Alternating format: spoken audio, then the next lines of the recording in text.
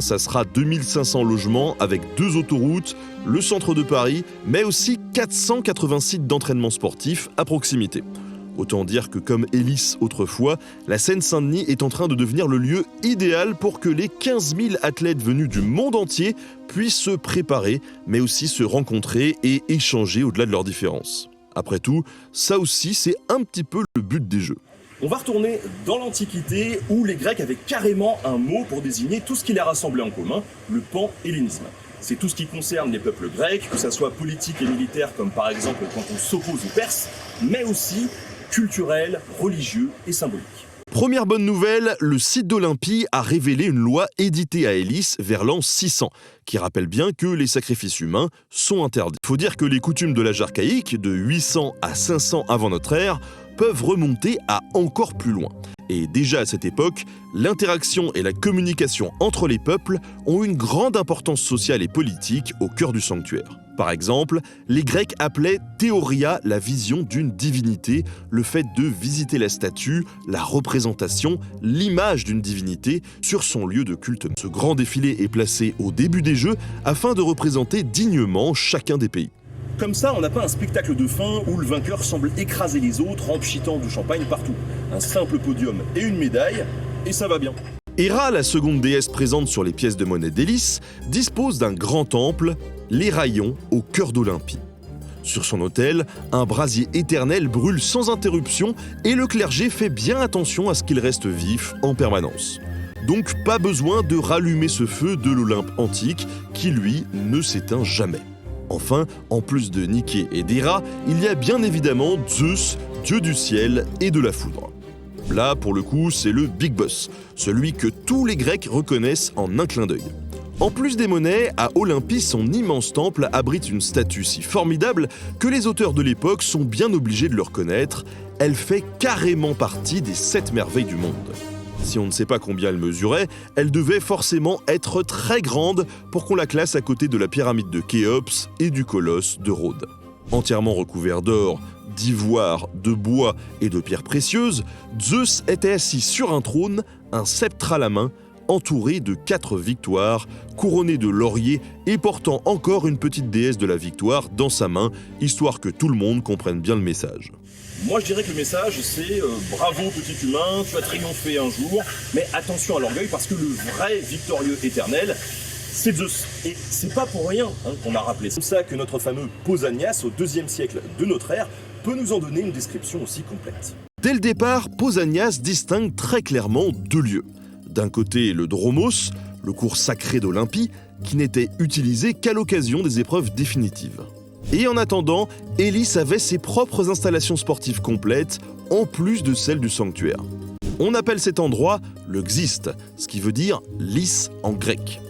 En effet, la légende raconte que cette grande esplanade parfaitement plate aurait été débroussaillée par Héraclès lui-même. Le centre du Xiste est planté de très hauts platanes qui donnent de l'ombre lors des différents entraînements. À l'intérieur se trouve un gymnase ancien où les athlètes s'exercent à la course et au pentathle. Le pentathle, c'est une suite de 5 épreuves d'affilée. Course, saut en longueur, lancer du disque et du javelot, et enfin, lutte. Tradition oblige, ce premier gymnase est environné de nombreux temples. L'un est dédié à Héraclès, 2 autres à Eros et Antéros, les dieux de l'amour et de l'amour mutuel. Et enfin, 2 autres sont dédiés à Déméter, la déesse de l'agriculture, et à sa fille Perséphone, symbolisant le retour du printemps. C'est d'ailleurs l'un des objets qui a également le plus contribué au développement de l'humanité, servant notamment pour la chasse. Mais bon, sérieusement, on va accélérer un brin dans le temps et aller directement à ce qui nous intéresse. Les premiers couteaux pliants apparaissent vers les 2e et 3e siècles. Plutôt utilitaires au début, ils sont ensuite ornementés et prennent une fonction plus décorative.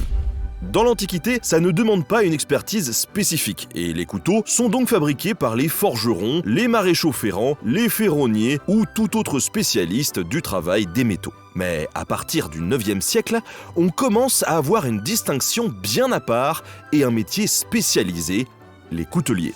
C'est d'ailleurs dans cette première partie du Moyen-Âge qu'arrivent les premiers beaux couteaux de table. Au XIIIe siècle, on s'est tellement diversifié qu'on commence même à distinguer 4 grands types d'outils. En effet, il travaille toute la journée en position allongée, sur le ventre, les bras tendus en avant, tout contre les meules en grès. C'est pas vraiment la position la plus confortable pour travailler donc, d'autant plus qu'ils n'ont que la lumière du jour pour y voir, que leurs mains sont constamment aspergées de l'eau glacée de la rivière située juste en dessous et qu'ils se tiennent immobiles dans un froid parfois mordant. Pour pallier ces désagréments, on a une astuce. Leur installer des chiens sur les jambes pour leur tenir chaud et réactiver leur circulation sanguine. Oh, et bien sûr j'oubliais, ça peut arriver qu'à force d'usure, une meule explose. C'est donc 600 kg de pierre qui fusent, projetant les mouleurs au plafond avec pas beaucoup de chance de s'en sortir en vie.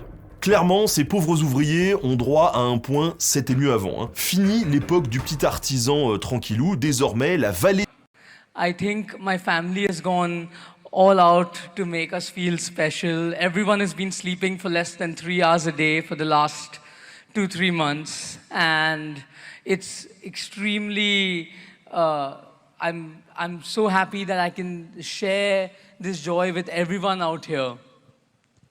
I really don't have words to express my gratitude. As many of you know, my life has not always been entirely a bed of roses. My father and mother have always stood by me, and my father and mother have always made me feel that if I can think, I'll do it. And I think that is what my father and mother mean to me, and I am eternally grateful. Thank you, Mama, for all that you've done, Mama. That all this is created by my mother and no one else. And my mother has gone all out for the last 4 months. She's worked for, I think, 18, 19 hours a day. And I'm extremely grateful to Mama and